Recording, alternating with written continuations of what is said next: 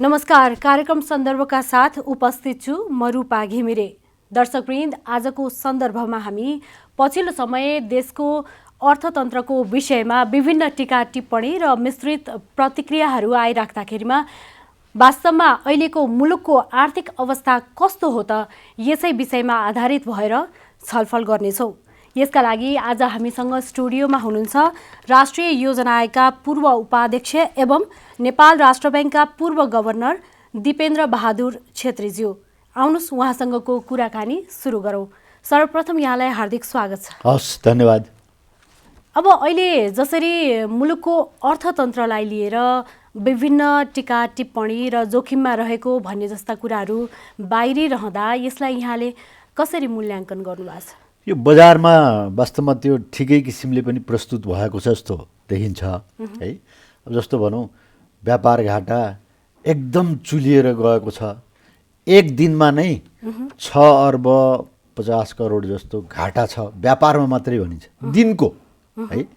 त्यही कारणले गर्दाखेरि शोधनान्तर भनेको एउटा निश्चित समयमा मुलुकले कति आर्जन गर्छ र कति खर्च गर्छ भन्ने कुराको तथ्याङ्क शोधनान्तर भन्ने, त्यो समेत अहिले चाहिँ नोक्सानीमा गइरहेको परिस्थिति छ। अनि पहिला पहिला चाहिँ यो मूल्यस्फीति इन्फ्लेसन भन्छौँ हामीले, हो त्यो पनि नियन्त्रित रूपमा छ भनेर भन्दा भन्दै यसपटक चाहिँ चौथो महिनामा आइपुग्दाखेरि 5.3% भएको छ। जबकि वर्षभरिमा 6% भन्दा माथि हुन दिन्नौँ भनेर बजेटले पनि भन्यो, त्यही अनुसार राष्ट्र ब्याङ्कले पनि भनेको थियो। भनेपछि 5.3 भनेपछि कता कति त्यो नजिक नजिक पुग्न खोया जस्तो अवस्था देखियो नि त। यी सबै कुरालाई हेर्दा र विदेशमा गएका नेपालीहरू हामीले के भन्यौँ भने अब होइन, मुलुकमा नै उनीहरूलाई चाहिँ थिग्र्याएर राखेर कुनै न कुनै काममा इन्भल्भ गराउने, उत्पादन वृद्धि गर्ने, रोजगारी वृद्धि गराउने र आर्थिक विकासमा उनीहरूको टेवा दिने भनेको थियौँ।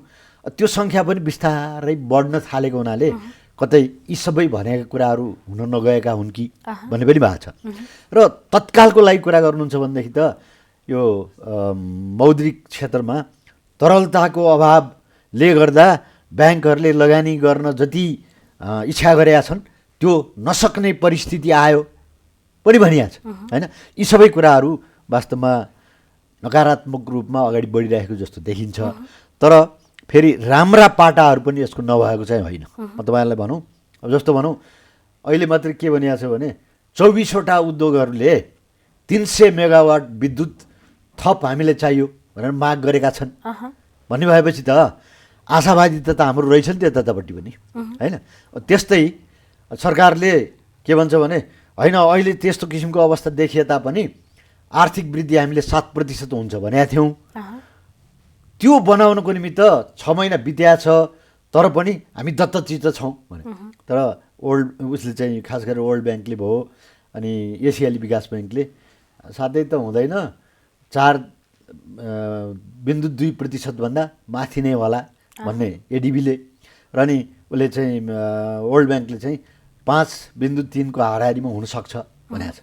अब यसलाई साँच्चै नै जाँगर चलाएर मैले के भन्ने गरेको छु भने अहिलेको अर्थमन्त्रीजीलाई उहाँ चाहिँ जनयुद्धको कमान्डरको हिसाब किताबले पनि प्रबन्ध भएर आएको र उहाँले एउटा काम देखाइसक्नुभयो, विद्युत मन्त्रालयमा बसेर ऊर्जा मन्त्रालयमा बसेर राम्रो काम गर्नुभयो भने छ नि त।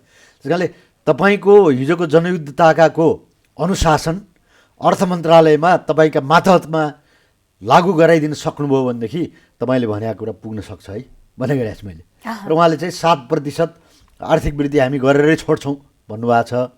तर यी सबै चरहरूलाई हेर्दाखेरि हाम्रा आर्थिक परिसूचक भन्छौँ नि, तिनलाई हेर्दाखेरि अलि हम्मे पर्ने हो कि भन्ने किन पनि छ भने 6 महिना बितिसक्यो होइन, विकास खर्च जम्मा 6% भन्दा माथि गएको छैन है।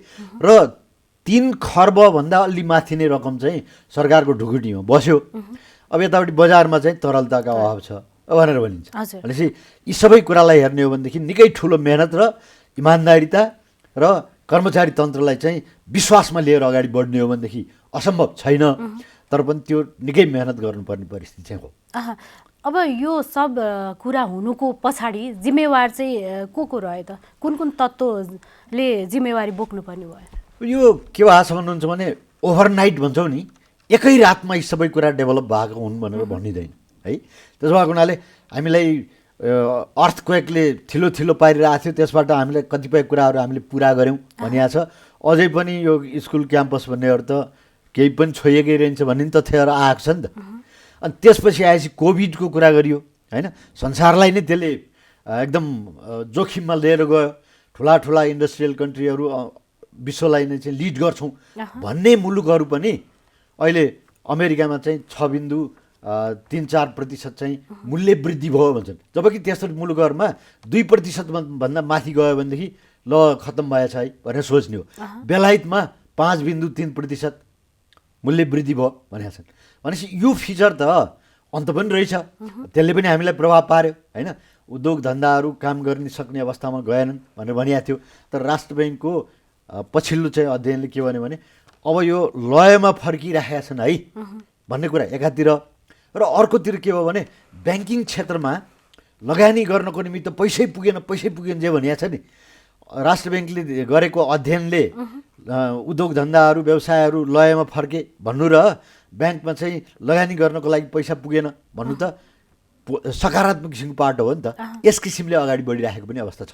त्यस कारणले अब सरकारले पुँजीगत खर्च गर्न नसक्नु कमजोरी हो। अब त्यसको कारण पनि के हो, तपाईँले कारण सोध्नु भएको छ भन्दा बिचैमा 2/3 सरकार छुँदाखाँदाको बाँदर हातमा नरिवल भने जस्तो भाङभुङ पारिदिएर के अरे राजनीतिको चाहिँ परिवर्तन भइदियो। नयाँ सरकार आएपछि बजेट चाहिँ प्रतिस्थापन गरे। त्यो प्रतिस्थापन गरिसकेपछि 1-1.5 महिना त कर्मचारी तन्त्रले के भन्यो भने अब कस्तो बजेट आउने हो, कति आउने हो, के गर्ने हो, त्यसरी अलमल भएर बस्यो होइन। यी सबै कारणले गर्दाखेरि पनि विकास खर्च चाहिँ अगाडि जानु नसकेको र अनि पछिल्लो चरणमा चाहिँ कर्मचारीहरू पनि अलिकति अलमलमा हो कि भने जस्तो देखिएको छ। त्यस कारणले आंशिक रूपले सरकार अनि धेरै रूपमा चाहिँ यही कोभिडले पारेको प्रभावका हामीले चाहिँ हिजैदेखि परेर आएको त्यो प्रभावलाई अगाडि लैजाने क्रममा यसरी शिथिलता देखिएको हो भन्ने कुरो चाहिँ बुझ्न सकिन्छ। अब यो सँगसँगै यो शिथिलता आउनुमा चाहिँ केही हदसम्म अर्थ मन्त्रालय र राष्ट्र ब्याङ्क बीच समन्वय नहुनु पनि एउटा कारक हो भन्ने पनि छ, के भन्नुहुन्छ यसलाई? यो बाहिरको बजारको हल्ला मात्रै हो क्या।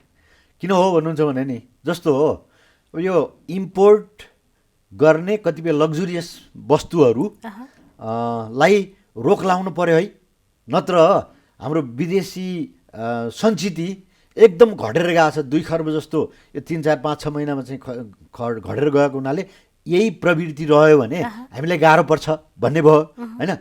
यो त राष्ट्र ब्याङ्क अनि उद्योग वाणिज्य मन्त्रालय र अर्थ मन्त्रालय त्यसमा चाहिँ केही हदसम्म चाहिँ योजना आयोग पनि भनौँ न, उहाँहरूको सबैको समन्वय नभइकन त्यो निर्णय चाहिँ आउन सक्या जस्तो मलाई लाग्दैन।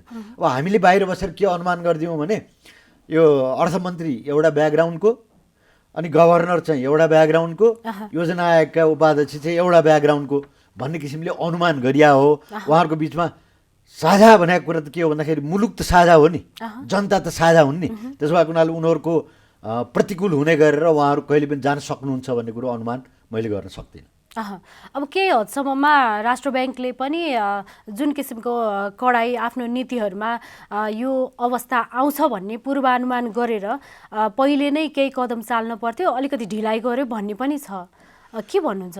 तर यहाँ के भइदियो भन्नुहुन्छ भने यो कोभिडले पारेको दुष्प्रभाव छ नि, त्यसबाट मुलुकले उन्मुक्ति पाउनुपर्छ, व्यवसायहरू सञ्चालन हुनुपर्छ भन्ने भएपछि सरकारले वास्तवमा त्यति बेला केही पनि राहतको काम गर्नै सकेन। जबकि हामीले अमेरिकाले यस्तो गर्यो, अमेरिकामा यस्तो छ, बेलायतमा यस्तो छ भनेर हल्ला त गर्छौँ, तर उनीहरूले गरेको लेभलमा हामीले चाहिँ राहत दिन सकेनौँ नि। जस्तो त्यहाँ के भयो भने एउटा त्यसबाट चाहिँ प्रभावित भएको घर परिवारलाई $1700 महिनाको घरमै चेक पुर्याइदिएको घटनाहरू हामीले समाचारमा सुनेका थियौँ। हामीसँग स्रोत थिएन, त्यस कारणले गर्न सकेनौँ, एउटा कुरा हो। अनि त्यो विषयमा चाहिँ हामीले सरकारले के गर्यो भने विद्युतमा अलिअलि राहत दिउँला अनि ट्याक्समा पनि अलिअलि विचार गरौँला नि त भनेर छोडिदियो। यो सबै जिम्मेवारी राष्ट्र ब्याङ्कमा आइदियो। राष्ट्र ब्याङ्कमा आइसिद्ध्याएपछि उहाँले त्यति बेला पनि भन्नुभएको थियो हामीले परम्परागत ढङ्गभन्दा बाहिर गएर चाहिँ मद्दत गरिरहेछौँ है, 45 अर्ब रुपियाँ चाहिँ यो राहतको निमित्त प्रयोग गर्ने भनेर निधो गरियो। त्यसको 5 गुणा हामी खर्च गर्छौँ भनेर राष्ट्र ब्याङ्क आयो र नभन्दै त्यसो गर्दाखेरि निजी क्षेत्र पनि एकदम आह्लादित खुसी भयो क्या र भयो। तर एउटै कुरो त्यसमा के कमजोरी रह्यो भने 90 करोड जस्तो रुपियाँ चाहिँ छुट्याएको पनि खर्च गर्न सकिएन भन्ने कुरो अघिल्लो मौद्रिक नीतिमा आएको थियो है। अब यसरी आउँदाखेरि राष्ट्र ब्याङ्कले परम्परागत रूपले नगर्नुपर्ने काम किन नगर्नुपर्ने भने अर्थतन्त्रमा जति धेरै पैसा रेल्यो नि त्यसले के गर्छ भन्नुहुन्छ भनेदेखि वस्तु र सेवा स्थिर रहने, पैसा मात्रै धेरै आइसकेपछि त्यो मूल्य वात्त बढाइदिन्छ क्या। त्यो इन्फ्लेसनको जिम्मेवारी सरकारले नलिने, अरूले नलिने, फेरि त्यो थाप्लोमा त वास्तवमा केन्द्रीय ब्याङ्ककै आउँछ। त्यसो हुँदाहुँदै पनि उनीहरूले त काम गरे नि। र दोस्रो मौद्रिक नीति आउँदाखेरि विगतमा भएका कमी कमजोरलाई समेत ध्यानमा राखेर हामी अगाडि बढ्छौँ भनिराखेका हुनाले अब त्यो दिशामा भनौँ न उद्योग व्यवसायहरू चल्नुपर्छ भन्ने मूल नारा थियो उहाँहरूको नि। त्यसो नहुने हो भनेदेखि रोजगारी हुँदैन, उत्पादन हुँदैन, अनि त्यसपछि सरकारको राजस्व नै आउँदैन। त्यसलाई मद्दत गर्नको निमित्त हामी अग्रसर छौँ भनेर गएको थियो। त्यसो भएको हुनाले केन्द्रीय ब्याङ्क पनि यसमा चुक्यो भन्ने कुरा मलाई लाग्दैन। यहाँको नजरमा केन्द्रीय ब्याङ्क चुकेको होइन, उसले आफ्नो ढङ्गबाट गर्दै गयो। तर एकुमुलेटेड भन्छौँ कि पहिल्यैदेखि सञ्चित रहेका हाम्रा समस्याहरू छन् नि। जस्तो चालु खाता हामीले खुला गरिदिएका छौँ भनेपछि के भने एउटा दुईवटा वस्तु सुन आयात गर्नको निमित्त जति डलर माग्यो त्यति दिइँदैन थियो। र अनि अहिले पनि चाहिनुभन्दा बढ्ता आयो भन्ने भएपछि त्यसमा चाहिँ 100% नगद राखेर मात्रै तपाईँले आयात गर्न पाउनुहुन्छ भनेर अलिकति बदलिएको मात्रै हो नि त। त्यस कारणले व्यापारलाई उदारीकरण गर्ने यताउता गर्ने क्रममा छोडिदिँदाखेरि यो धेरै एलसीहरू खोलिए अनि व्यापारहरू पनि त्यसमा गयो। र यतिकी यो भूकम्पबाट होइन यो चाहिँ कोभिडबाट पारेको दुष्प्रभावलाई भनेर दिएको पुनर्कर्जा पनि कदाकति आयातमा नै गयो कि भन्ने पनि आशंका चाहिँ गरिराखेको छ होइन। त्यसो भएको हुनाले यसमा उहाँहरूले ध्यान पुर्याउनु भएको थिएन भन्ने होइन। तर बाढी यस्तो किसिमको एकैचोटि आइदियो र अझै त्यो बढ्छ। हेर्नुहोस् यो पौष मसान्तसम्म किन बढ्छ भन्नुहुन्छ भनेदेखि सरकारले खर्च गर्न सकेका छैन, बजारमा पैसा गएन। अब यो पुष मसान्तमा त सबै ट्याक्स पेयरहरूले ट्याक्स बुझाउनुपर्छ नि सरकारलाई। त्यो पैसा फेरि पनि सरकारमा गएर जम्मा हुन्छ र खर्च गर्न नसक्ने परिस्थिति आइदियो भनेदेखि झन् जटिल हुन सक्ने अवस्था छ। र यो कुरा चाहिँ नीति निर्माता र कार्यान्वयन बसेको नियामक निकायहरूले राम्रोसँग हेक्का राखिरहेको अवस्था पनि छ। अब यसले फेरि भोलिका दिनमा पुनः तरलताको अभाव आउँछ भन्ने हो यहाँको तर्क? यो तरलताको अभावका कारणहरू भन्नुभयो भनेदेखि खास के भयो भने अब यो निक्षेप परिचालन गर्नुभन्दा बढ्ता लगानी ब्याङ्कहरूले गरे। त्यसै कारणले कुनै कुनै ब्याङ्कको त मैले अस्ति तथ्याङ्क हेरिरहेको थिएँ, उहाँहरूको चाहिँ निक्षेप 970 भनेर भनेको छ भनेदेखि है, अनि लगानी उसमा चाहिँ आएर 1050 भनेको छ कि निक्षेपभन्दा बढ्ता। त्यो कहाँबाट आयो त भन्ने कुराहरू उहाँहरूको त रिजर्भ फन्डहरू पनि हुन्छ दुनियाँभर त्यो प्रयोग गरेकै नै हो। तर राष्ट्र ब्याङ्कले निश्चित गरेको डिपोजिट र सिडी रेसियो भन्छौँ कि क्रेडिट र डिपोजिट रेसियो 90% पुर्याउनु पर्छ असार मसान्तसम्म भनेको छ नि हो। त्यसको दिशामा अगाडि बढ्न यो कुराले पनि वास्तवमा ब्रेक गर्यो। ब्याङ्कहरू चाहिँ के भने यो लगानी गर्ने मौका हो, अहिले चाहिँ उद्यमी व्यवसायीहरू उत्साही भएको बेला हामीले लगानी गरेनौँ भने कहिले गर्ने भनेर त्यसरी जाने क्रममा तरलता अभाव यसरी रहन गएको हो। अब यो अर्को कुरो चाहिँ फेरि के पनि भएको छ भन्नुहुन्छ भनेदेखि कथाकति यो ब्याज दर है, तपाईँसँग 1000 रुपियाँ छ भने त्यो खल्तीमै राख्ने कि खर्च गर्ने कि ब्याङ्कमा बचत गराउन भन्नको निमित्त ब्याज दरले धेरै महत्त्व राख्छ है। ब्याज दर आकर्षक भएन भने तपाईँको त्यो 1000 रुपियाँ पनि तपाईँको खल्तीमै बस्छ, बरु बजारमा गएर खर्च हुन्छ होइन, ब्याङ्कमा लगेर जाँदैन। त्यस कारणले ब्याङ्कमा नजाने भनेकै त के निक्षेप नबढ्ने भयो नि त, एउटा कारण त्यो पनि भइराखेको देखिन्छ। त्यस कारणले अब यी सबै कुरालाई सबैले सामूहिक रूपबाट जाने हो भनेदेखि तरलताको अभावलाई पनि केही कुरा सम्बोधन हुनसक्छ। जस्तो अहिले भनौँ स्थानीय निकायहरूमा दिएको पैसा उहाँले खर्च गर्न सक्नु हुँदैन थियो, 50%सम्म निक्षेपमा गणना गर्न सकिन्छ भनेर पहिला भनिएको थियो। यो समस्या छ भन्ने भएपछि अर्थ मन्त्रालयले नै के भन्यो भने ल 80%सम्म चाहिँ निक्षेपमा गणना गरिदेऊ नि त भनेर ल्याएको छ। त्यस कारणले केही पद्धतिहरू पनि बसाल्न खोजिएको छ र अगाडि जान गइराखेका हुनाले यो तरलताको अभावलाई पनि केही हदसम्म सम्बोधन गर्न सक्ने सम्भावनाहरू बढाएको छ। हजुर, अब यहाँले सिसिडी र सिडी रेसियोको कुरा गर्दै गर्दा जुन यो अवस्था आउनुमा केही हदसम्म जिम्मेवार सिसिडी र सिडी रेसियोको कारण पनि एक प्रमुख हो। सिडी रेसियोमा जसरी ल्याइयो त्यसले पनि हो भन्ने पनि छ। यद्यपि हिजो मात्रै राष्ट्र ब्याङ्कले चाहिँ हामीले सिडी लागू गरे पनि सिसिडीलाई हामीले इग्नोरेन्स चाहिँ गरेका छैनौँ है पनि भनिरहेछ। के भन्नुहुन्छ यहाँको बुझाइ? त्यो कारणले गर्दाखेरि पहिला सिसिडी थियो, ब्याङ्कको सम्पत्ति अनि त्यो चाहिँ निक्षेपको तुलनामा चाहिँ कर्जा हामीले कति दिन्छौँ भन्ने थियो। त्यसले अलिकति कुसन उहाँहरूलाई दिएको थियो कि, किनभने सम्पत्ति पनि गणना हुने भएपछि त धेरै हुने भयो नि। अब त्यसलाई बदलेर त्यो चाहिँ 80% भनेको थियो। अब सिडी रेसियोमा आउँदाखेरि 90% गर है भनेर यो चाहिँ प्रतिशत बढाइदियो। तर एउटै कुरा के आयो भने सम्पत्ति गणना गर्दाखेरि अलिक गाह्रो हुन्छ भन्ने किसिमले लिएर आएको। त्यसले चाहिँ यो निक्षेपलाई तलमाथि पारे होइन, ब्याङ्कले कर्जा दिने कुरामा अलिकति सङ्कुचन आयो है। त्यसो भएको हुनाले अब यसलाई पनि सम्बोधन गर्नको निमित्त स्थानीय निकायको जुन खर्च नभइराखेको रकम छ 80%सम्म तपाईँहरूले चाहिँ निक्षेपमा गणना गर्न सक्नुहुन्छ। तर एउटा कुरा के भने यो चाहिँ यो उसमा उत्पादनशील कर्जामा मात्रै प्रयोग गर्न पाउनुहोस् है, अन्त गर्न पाउनुहुन्न भनेर एउटा शर्त चाहिँ राखिराखेको अवस्था हो।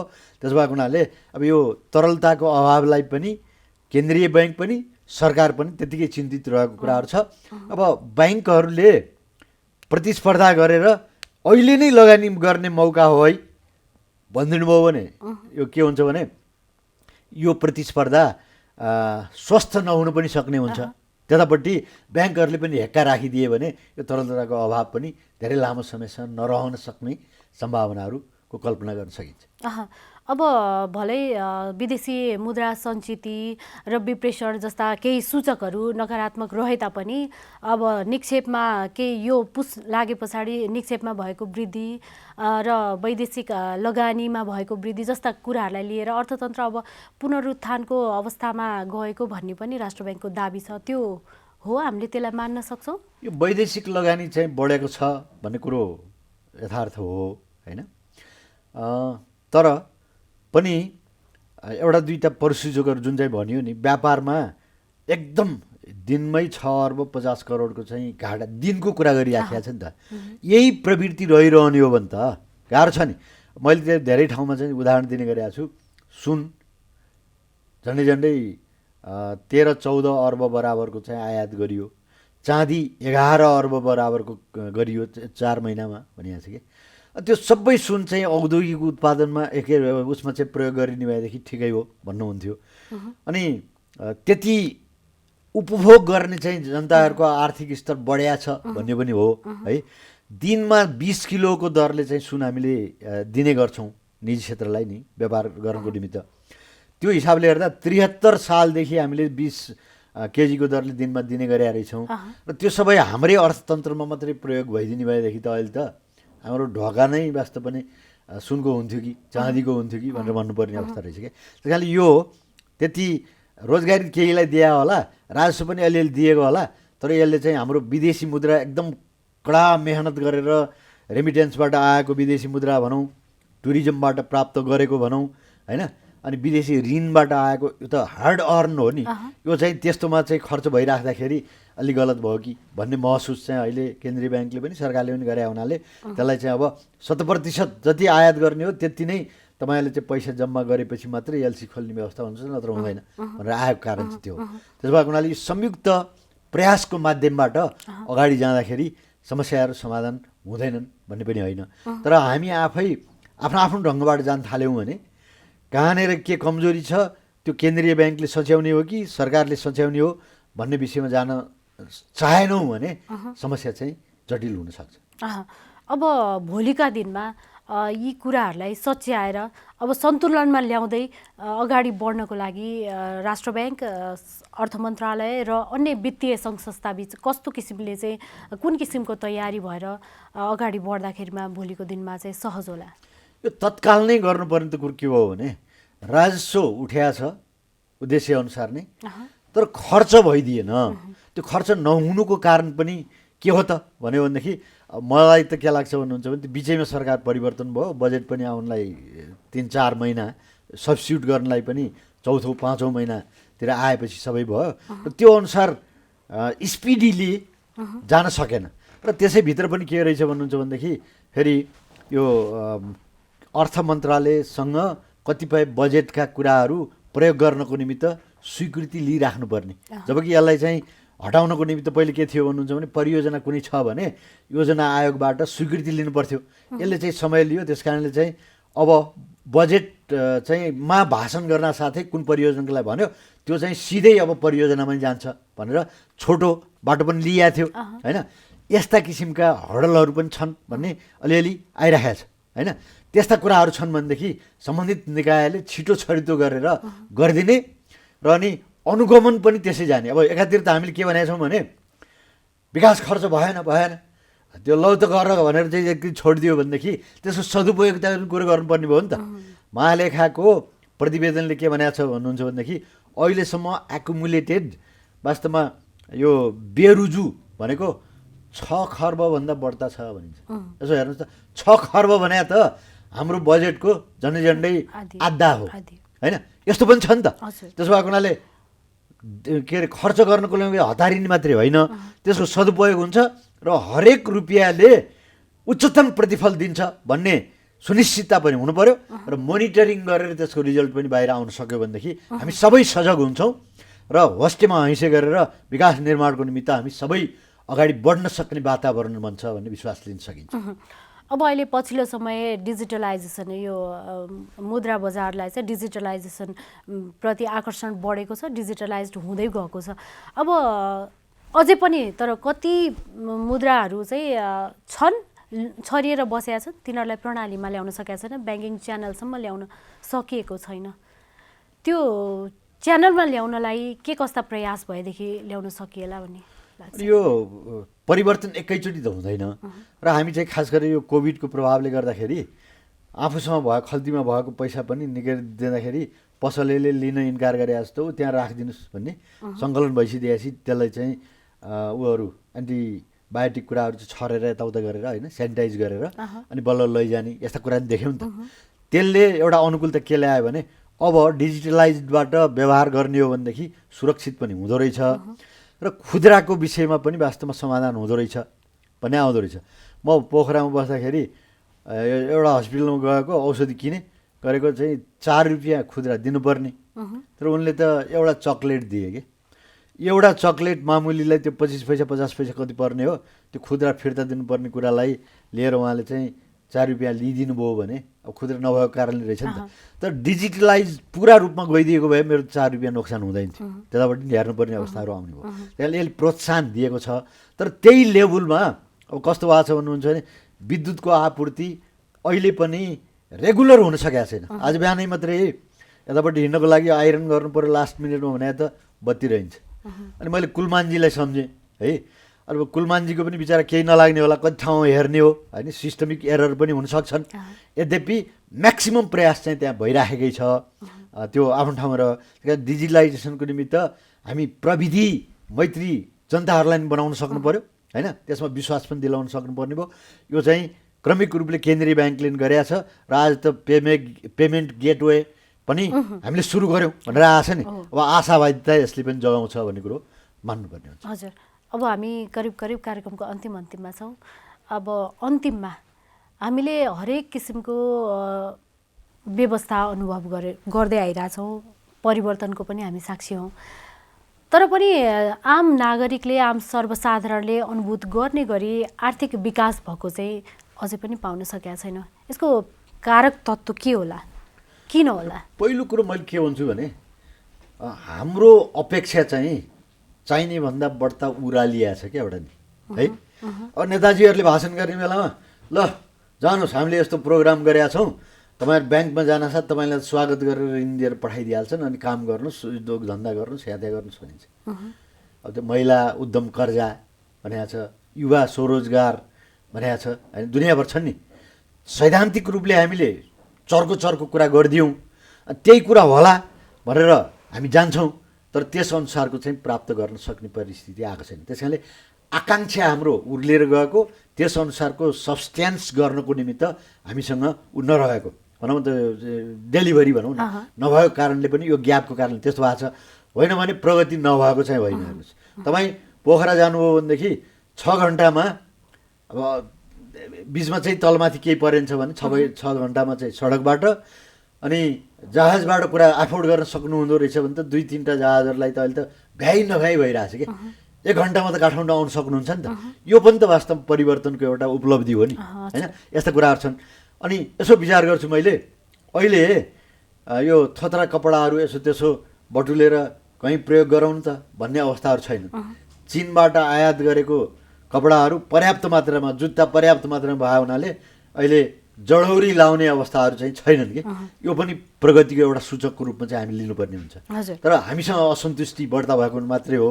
तर पनि यसबाट सन्तुष्टि लिएर बस्ने अवस्था किन छैन भन्नुहुन्छ भने हामीले 7% आर्थिक वृद्धि भनेका छौँ, होइन? रोजगारीको निमित्त हामीले यत्र कार्यक्रम गर्छौँ भनेका छौँ र त्यसलाई डेलिभर गर्न नसकेको कि भन्ने भएको हुनाले असन्तुष्टि रहेको हो। हामीले होनहार युवा शक्तिलाई यहीँ रिटेन गरेर यहीँ नै प्रयोग गर्न सक्ने किसिमको वातावरणमा इमान्दारिता साथ जाने हो भनेदेखि हाम्रो भविष्य नराम्रो छ जस्तो अझै पनि लाग्दैन। तर यसको निमित्त फेरि राजनीतिज्ञहरू सचिनुपर्ने अवस्था हुन्छ। उहाँहरूले जे कुरा बाहिर बोल्नु भएको छ त्यही अनुसारको आचरण पनि गरेर प्रतिबद्ध भएर अनुशासित र एउटा जिम्मेवार भइदिनु भयो भनेदेखि हाम्रो भविष्य चाहिँ नराम्रो छ जस्तो मलाई लाग्दैन। हस्, यहाँको यो महत्त्वपूर्ण समयको लागि हार्दिक आभार व्यक्त गर्छु। ल, तपाईँहरूका धेरै दर्शकहरूको बिचमा मेरो आफ्नो विचार राख्ने जो मौका दिनुभयो, यो जनता टेलिभिजन परिवारलाई पनि मेरो धन्यवाद छ।